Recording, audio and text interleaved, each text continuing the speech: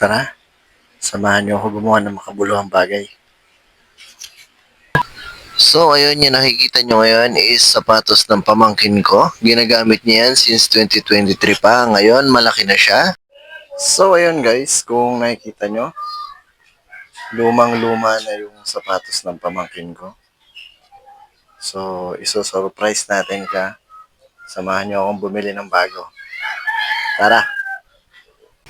So ayun guys, patungo na ako sa bayan at ako'y kasalukuyang nasa biyahe. Pero bago ako bumili ng sapatos ng pamangkin ko, syempre dadaan muna tayo sa simbahan upang magpasalamat sa ating Panginoon na siyang may likha.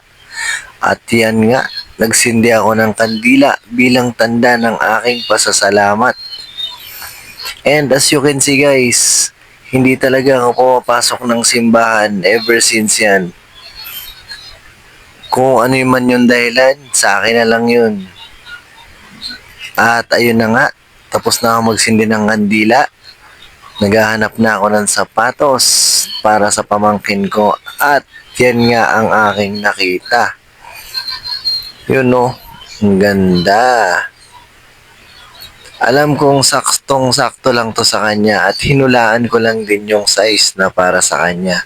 So ayun guys, napagdesisyonan ko na yun na lang ang bibilin ko. Kaya ayun, pinalagay ko na kay Kuyang Pogi sa box. At bago yan pala guys, bumili na rin ako ng ulam namin sa Talipapa. At ayun na nga, bumiyahe na ako at yan, nakarating na ako at naglalakad na ako papunta sa amin. Yan. So ayun, nakarating na ako sa bahay. At yun nga, pinakuha ko sa pamangkin ko yung sapatos niya. Kasi sabi ko, tatanungin ko muna kung ano yung size ng sapatos niya. Wala siyang kaalam-alam na bumili na ako ng bago. So guys, nabanggit kasi sa akin ng pamangkin ko na sabi niya na nakaraan, Tito, masagip na yung sapatos ko. Ang sabi ko sa kanya, pagpasensyaan mo na muna pag nagkapera ako, sa kita bibilan. So ayun na nga. Medyo prinang ko lang ng konti at ayan, ginupit ko yung sapatos niya. Kitang-kita nyo na nasaktan talaga siya sa paggupit ko kasi nga, nag-iisang sapatos niya lang yan. Huwag nyo naman akong i-judge kung ganyan yung ginawa ko sa sapatos ng pamangkin ko. Kasi alam nyo guys, nung time na magkaedad lang kami ng pamangkin ko, halos hindi rin kami mabilhan ng mga magulang namin ng sapatos. Kasi nga, as in, sobrang walang-wala rin kami. Kaya pinangako ko sa sarili ko na pag ako nagkaroon or magkaroon ako ng mga pamangkin, kung anong gusto nila, ibibigay ko. Kasi ayokong maranasan nila kung ano yung naranasan namin noon. At ayun na nga guys, nakikita nyo naman, sobrang umiiyak pa rin yung pamangkin ko at yan, pinakita ko na sa kanya yung bagong bili kong sapatos. Halos ayaw niya pa rin tanggapin at di niya kasi matanggap na sinira ko yung sapatos niya. At ayan, pilit niyang sinisipa ako kasi ayaw niyang tanggapin yung sapatos na binigay ko.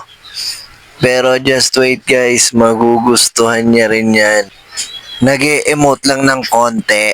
So ayun guys, ito yung lumang sapatos niya.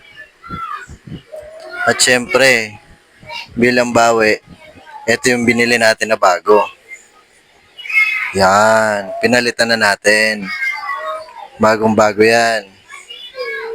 At ayun na nga, so ayan, sinusukat na sa kanya ng mama niya yung sapatos. Sa wakas, pumayag na rin. E-emote-emote ka pa kanina. Kala mo, di mo magugustuhan ha. Ayaw mo pang i-let go yung isang sapatos mo kanina.